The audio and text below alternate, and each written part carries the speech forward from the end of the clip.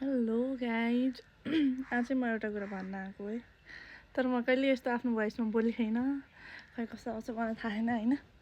त्यही पनि म ट्राई गर्छु आज चाहिँ होइन होइन भन्छु। मेरो ल्याङ्ग्वेज के फेरि सबै मिक्स हुन्छ है कता कताको, यो चाहिँ इग्नोर गर्नु होला होइन। म चाहिँ के भन्न आएको भन्दाखेरि मलाई सन्चो छैन होइन, अनि सन्चो छैन। म हस्पिटल जाने आज चाहिँ होइन, अनि म रेडी हुन्ला हस्पिटल जानलाई होइन। अनि त्यसपछि के भन्छ, मलाई चाहिँ एउटा हेल्प चाहियो कि सबैजनाले प्लिज मलाई एउटा हेल्प गरिदिनु है।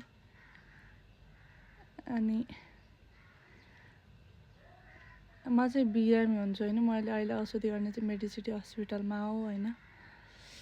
अनि मेडिसिन पनि कन्टिन्यू छ, छोडेको छैन, खाइरहेको छु होइन। अनि मलाई चाहिँ ठिक हुन धेरै टाइम लाग्यो कि गाइज, म कभरै हुन लाग्दैन, रिकभरी गर्न सक्न लाग्दैन। किन खै हेर्दाखेरि देखाखेरि त त्यस्तो के भन्छ, त्यस्तो लुजर टाइपको केटी त होइन होइन म। अनि खै किन मेरो थट चाहिँ नेगेटिभ किन आउँछ मलाई पनि थाहा छैन होइन। मैले पहिलाभन्दा धेरै बेटर त भएको हो, तर पनि म पर्फेक्टली ठिक हुन चाहिँ टाइम लागिरहेको कि। कस्तो नराम्रो देख्यो क्या, त्यस्तो भइरहेछ मलाई चाहिँ। अनि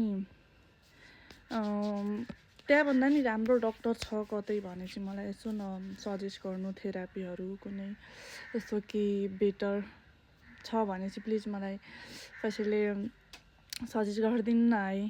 म चाहिँ अलि थाकिसकेँ कि, म यो मेडिसिन खाँदा त्यहाँ हस्पिटल धाउँदा म थाकिसकेँ होइन। अनि खै म के गरेर ठिक हुने हो, कस्तो गरेर ठिक हुने, आफ्नो मनलाई कन्ट्रोलै गर्न सक्दिनँ होइन। अनि कसैले राम्रै मुखले भन्यो भने त्यसले मलाई नराम्रो भन्यो होला जस्तो हुन्छ होइन। जे कुरा पनि राम्रै कुरा पनि भने पनि मलाई रुन आउँछ कि, उसले मलाई नराम्रो भन्यो होला जस्तो फिल हुने कि, साँच्चै यसले मलाई डोमिनेट गरेर बोल्या होला जस्तो फिल हुन्छ कि। अनि